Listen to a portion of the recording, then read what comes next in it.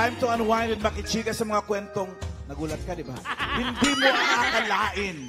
Mga plot twist na kahit na panaginip ay hindi mo inaasahan. Grabe! Mga stories na mapapa-wait. Totoo ba yan? Ha? Pero talagang nangyayari, Dabarkan. Taray! Ay, baka kari. Kaya ready na ba kayo mga Dabarkas dito sa studio? Team Bahay and Team Online. Ready na rin kayo for sure. Ready na yan. Ready na sila. Simulan na natin ang kwentuhan puno ng thrill and excitement dito sa Bawal Judgmental ka ba?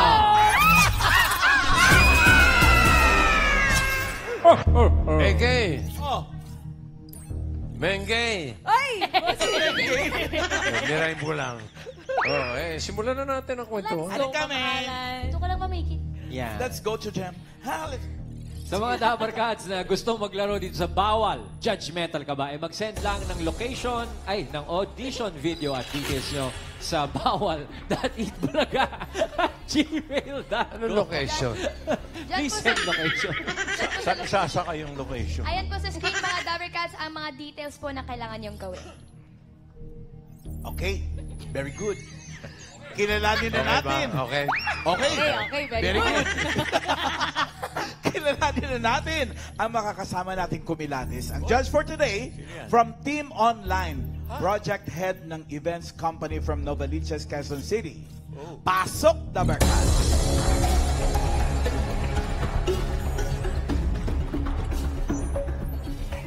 Mapagpalayang araw po, Dabarkads. Ako po si Kizia mula sa Quezon City at naniniwala sa kasabihang katapangan na magpahayag ng nararamdaman. Kaya para sa crush ko, umamin ka na. Mami ka na, crush. Ano mo pangalan ng crush mo? Ikaw muna umamin. Parang uso labasan ng tiyan ngayon, no? Oo. Kisha. Samahan mo Sinimulan kami. ng Gimme 5 kanina. Kezia. Kezia. Kezia. Ganda ng pangalan niya. Kezia. Thank you po. Anong pag-pronounce niyan? Kezia po. Kezia. Pero Kezia pwede talaga. naman po Zia na lang. Zia na lang. Zia na lang. Zia So, na sino lang. crush mo, Zia? Ay, sorry. Pwede mo naman ibulong lang kayo. Initial. Pareho naman kayong babae. Pareho naman tayong babae dito. Sino? Sino? Hindi yung crush Alan na Kay daw. pinapaamin niya eh. Sino? Sige na. Secret. It's a mystery. Ito na lang ang tanong namin sa'yo, Zia. Judgmental ka ba? Hindi po. Hindi. Ay, Mukha hindi na ka pwede maglaro dito. Kailangan dito mga judgment. Bawal nga judgmental mo. Bawal ba? Sorry naman. Pero hindi mo nagagamit yung pagiging judgmental mo at certain times. Hindi naman po talaga maiiwasan na maging judgmental po talaga tayo minsan. Pero, Yun ang sinasabi ko. ayan. Pero ngayon, Kaya yung crush mo, ipaalam mo. Oo, life is short. Pag pinaalam mo na, tatanggap ka kaagad ng 30,000. Yan. Hawakan mo yan. Galingan mo sa pagsagot at pag-isipan ng mabuti ang mga sagot mo dahil kapag mali ang iyong sagot, mababawasan ka ng 10,000 pesos. Ang sayang, di ba? Sayang naman. Kaya good luck sa'yo, Zia. Simulan na natin ang round 1. Zia, talasan ang pakiramdam dahil ito na ang makakasama nating magdadala sa'yo ng swerte. Dabarkads, pasok!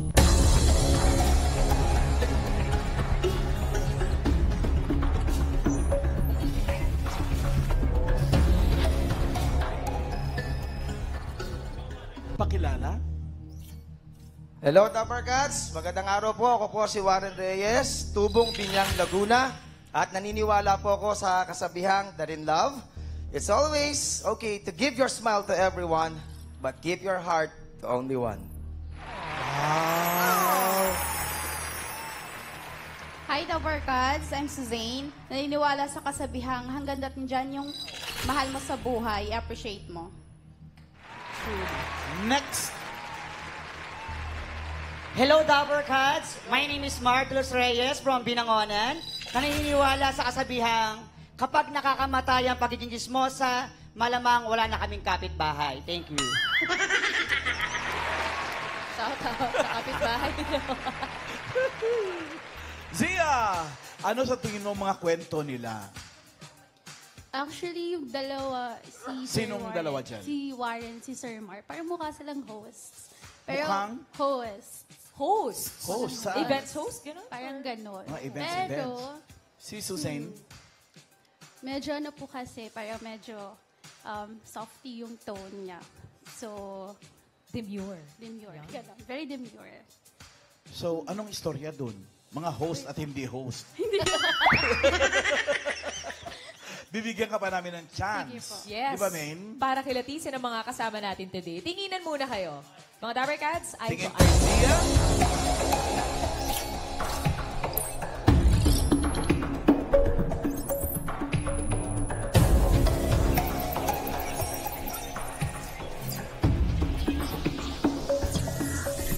Awat na.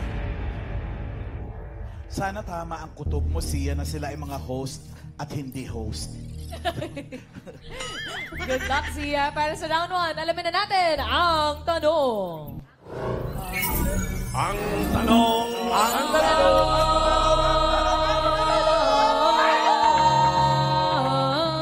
Sino sa kanila ang lone survivor ng isang aksidente? Ang layo sa host, di ba? Sobrang layo pala. Narito ang mga pagpipilian mo. Andyan na Kezia si Warren.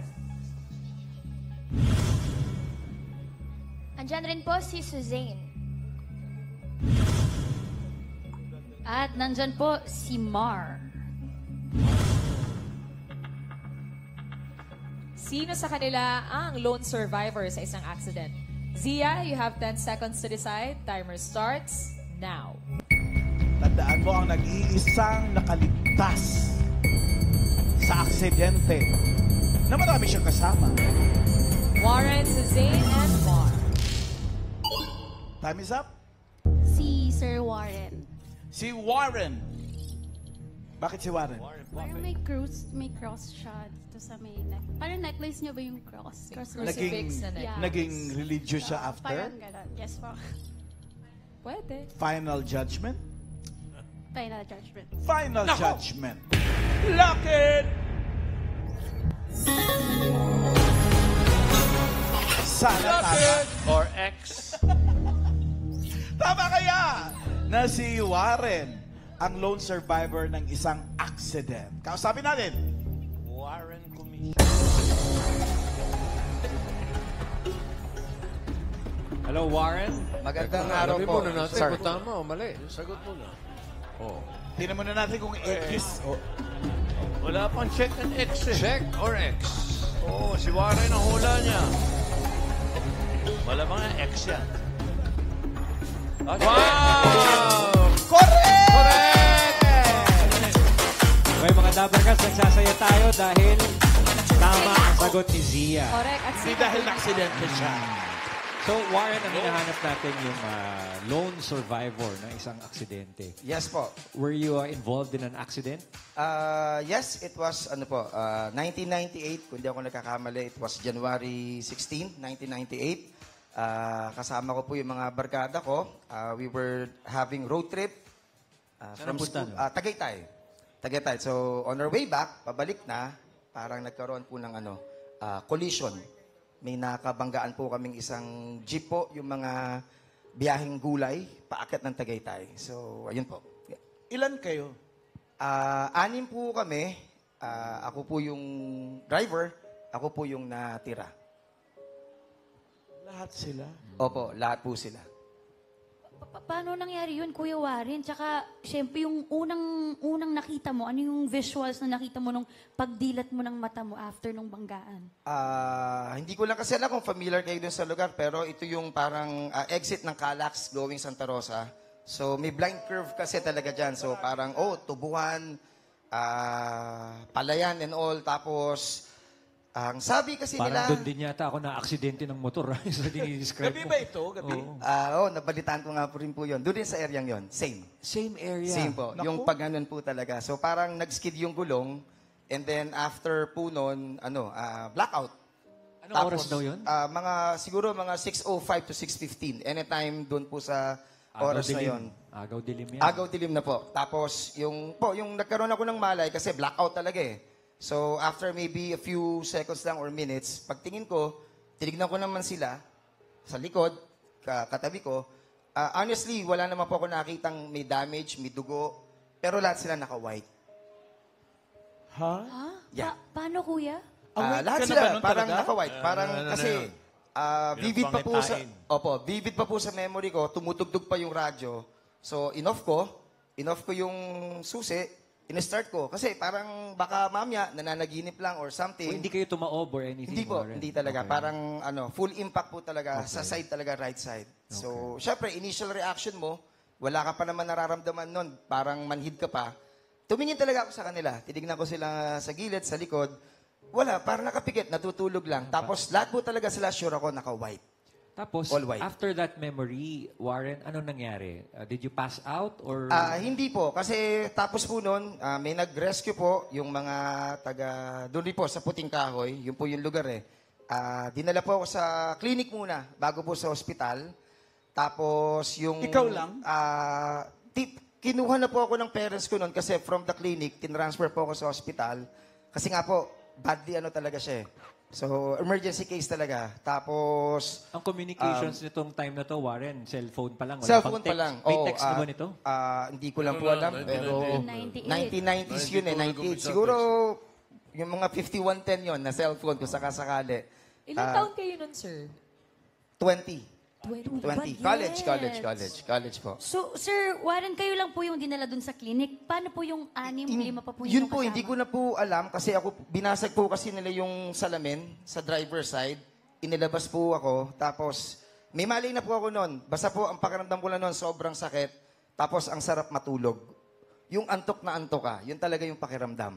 Kailan mo na nalaman, Warren, na yung mga kasama mo, hindi na pala sila...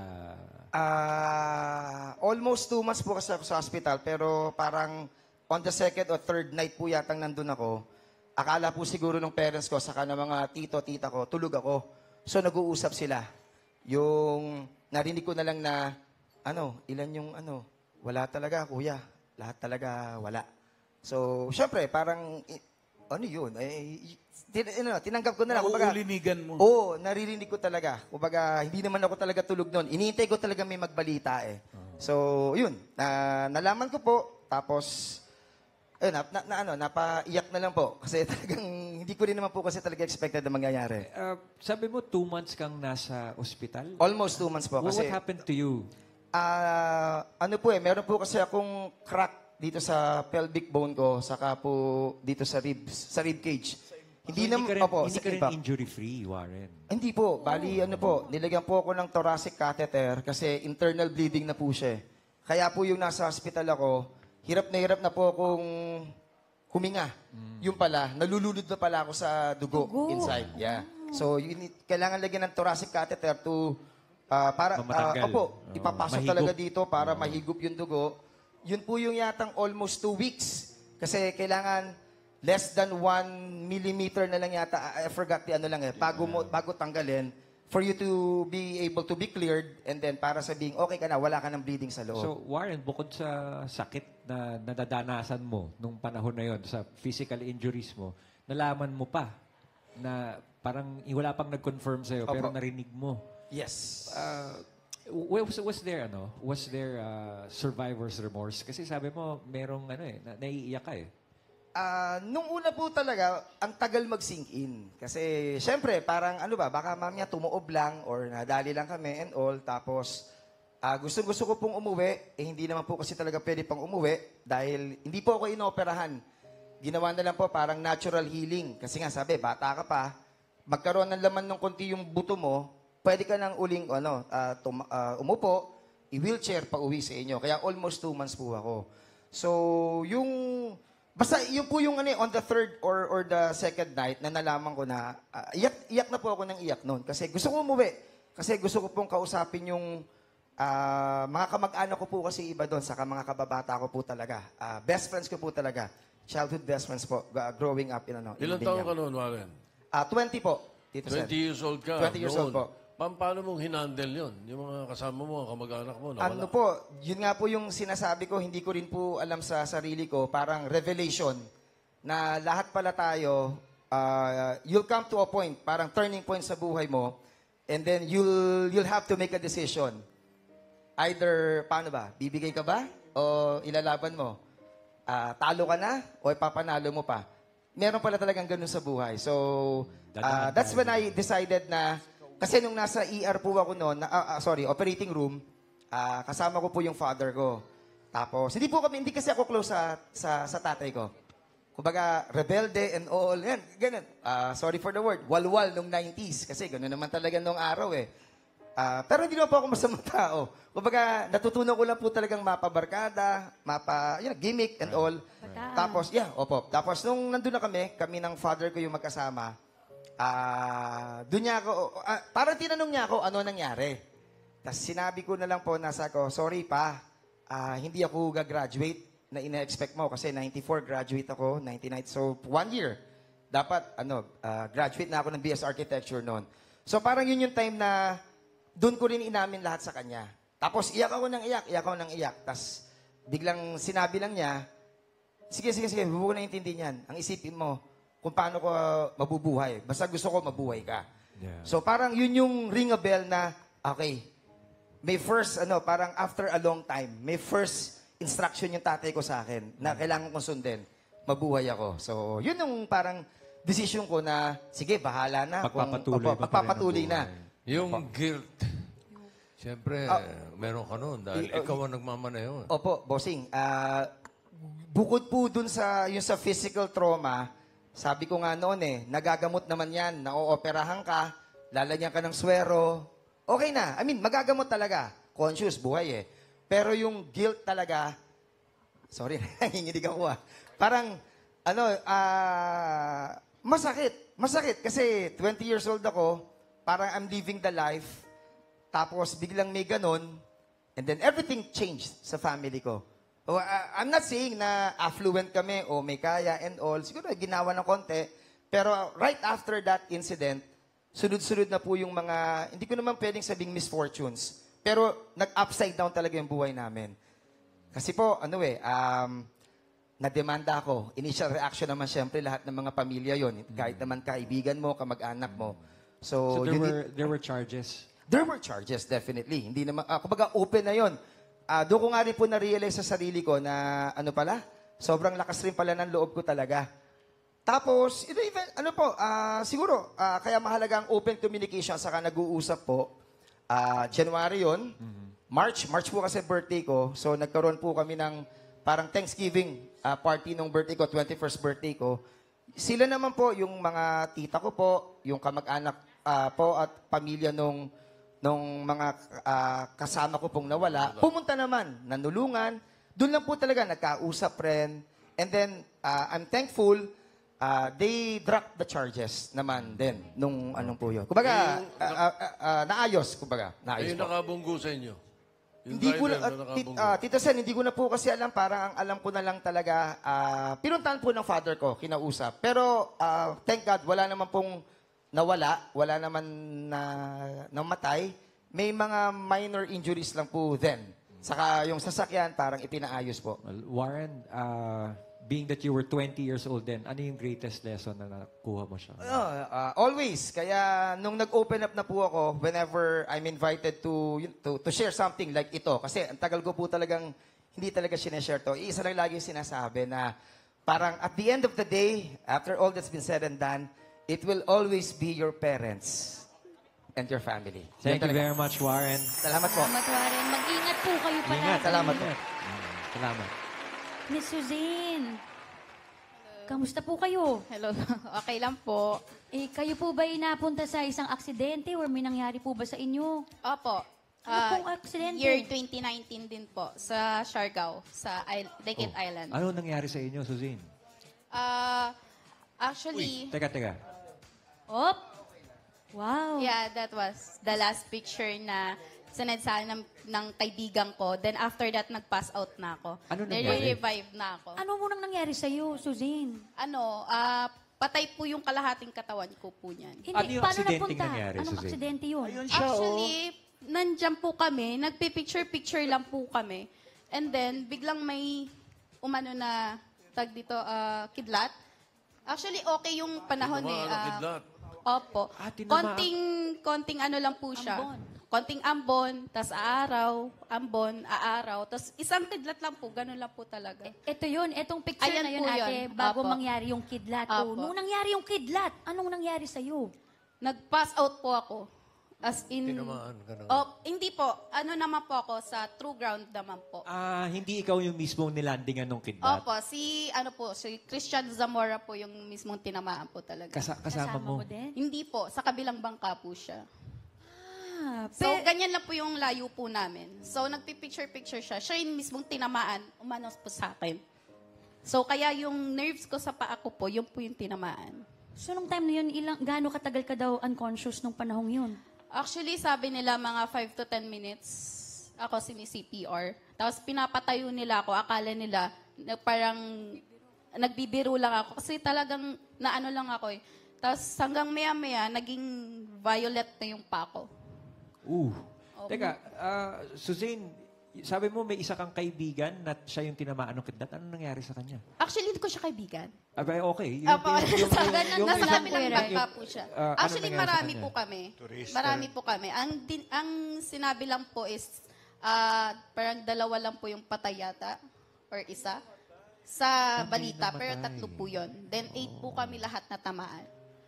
Pero ikaw, after mo manihid, after nung lahat ng yun, anong Sinugod effect po pa kami. after? As in, sinugod po kami sa sa hospital po. Pero sa bangka pa lang po, sa kabilang bangka, CPR pa yung kasama. Zamora. Tapos yung isang babae, as in wala na po talaga siya. Okay.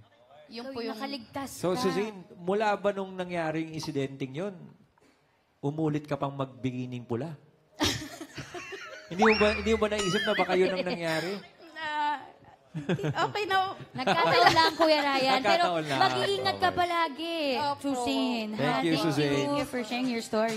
Thank you, Suzanne! Mar, anong Si chika, Mar. Mar, ano nangyari naman sa'yo? Na-aksidente Hello ka rin po, ba? Dapper Cats.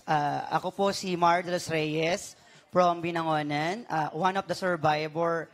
Recently lang po, last year lang po, noong July 27, 2023 po, yung malagim na nangyaring trahedya po sa lawa ng Laguna. Ano Sa lake, nangyari, sa lake. Mar? Yung tumaw po yung bangka na sinasakyan po namin. Ito yun. Sa Laguna Lake. Oo, nasa news yan. Anong nangyari? Kwento mo naman, Mar, yung paano nasimulan yung araw nyo na yun at napunta kayo sa bangka na yan? Paano may napuntang motor doon? Ferry yan, parang ferry. Opo.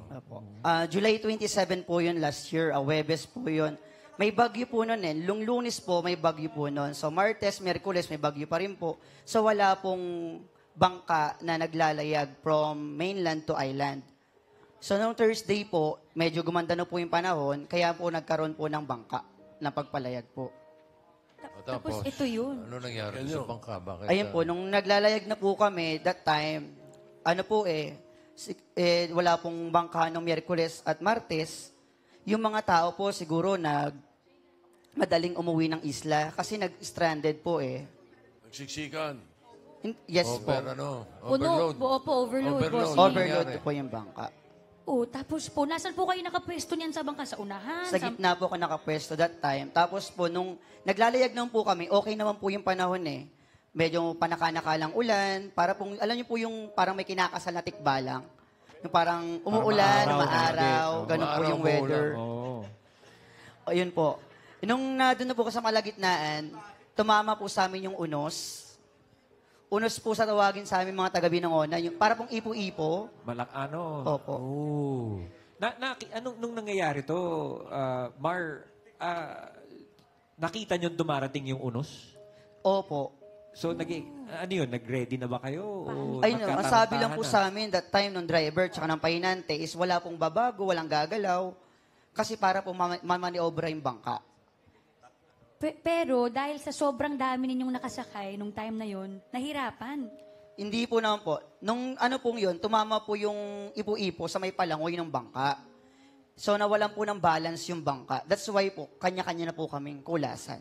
May mga life vest ba Life kayo? vest na suot, wala po. Pero nakasabit po that time. Hindi po namin nasuot. Pero sinabihan kayo na suotin ba? Usually pag ganyan kasi kuya, feeling mo mabilis lang so hindi mo na susuotin. Pero Mar, ilan yung kasama mo nakakilala mo nung time na yun? Ako po kasi taga PSA po ako. Nagsesensus lang po ako sa isla.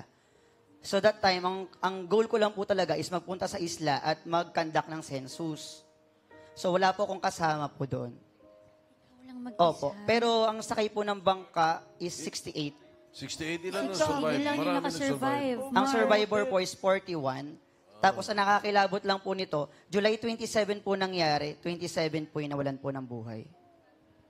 Siya nga pala, nag-survive si Warren kasi sumali siya sa Itbulaga.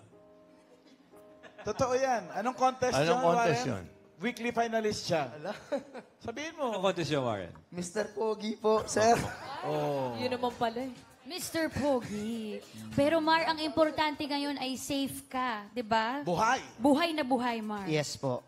Nagsisensus ka pa rin ngayon? Pupunta ka pa rin ba sa mga isla-isla? Ay, hindi po. Hindi na po. Ay, hindi na. Sige. Mag-ingat ka palagi, mag-iingat Mar. ka. Ha? Sabi mo yung Maraming chismis namin, salamat. Mar. Thank you very much, Warren, Suzanne, and Mar. Thank you. Kaya mag-ingat lagi, mga Dabber Cats. Uy, ikaw, may 30,000 ka pa. Sinuwerte Swerte si- mo. Sa'yo na yan. Sa'yo na yung 30,000 mo. Iuwi mo na yan, Zia. Zia. Thank you. Congratulations. At maraming salamat sa mga nakasama nating nagbahagi ng kanilang mga kwento. Mag-iingat po kayo parate. Ingat. Sa bawat unexpected happening, may kwento ng katatagan at milagro. Basta ang tandaan, bawal ang sumuko kasi minsan ang buhay mismo ang nagsasabi na laban, laban lang.